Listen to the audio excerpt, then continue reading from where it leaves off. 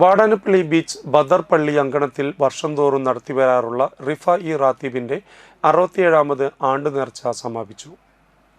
റാത്തീബ് ദിവസം രാവിലെ മൗലൂദ് പാരായണം, തുടർന്ന് നേർച്ച ഭക്ഷണ വിതരണം എന്നിവ ഉണ്ടായി. വൈകിട്ട് സയ്യിദ് ഫസൽ തങ്ങളുടെ നേതൃത്വത്തിൽ റിഫായി റാത്തീബ് നടത്തി. ഭാരവാഹികളായ പ്രസിഡന്റ് റഹ്മത്ത് അലി, സിറാജുദ്ദീൻ, മുഹമ്മദ് പണിക്കവീട്ടിൽ, രക്ഷാധികാരികളായ VK ബഷീർ, PS ബഷീർ തുടങ്ങിയവർ ചടങ്ങുകൾക്ക് നേതൃത്വം നൽകി.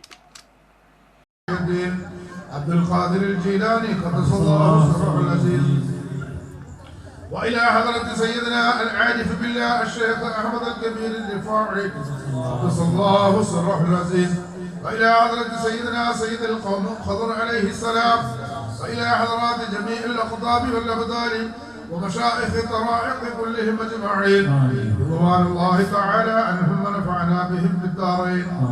اللهم أغثنا وأمددنا بشيخنا شيخ المشايخ الشيخ المعظم مولانا الشيخ السيد سلطان الأولياء السيد محي الدين عبد القادر الجيلاني قدس الله سره العزيز.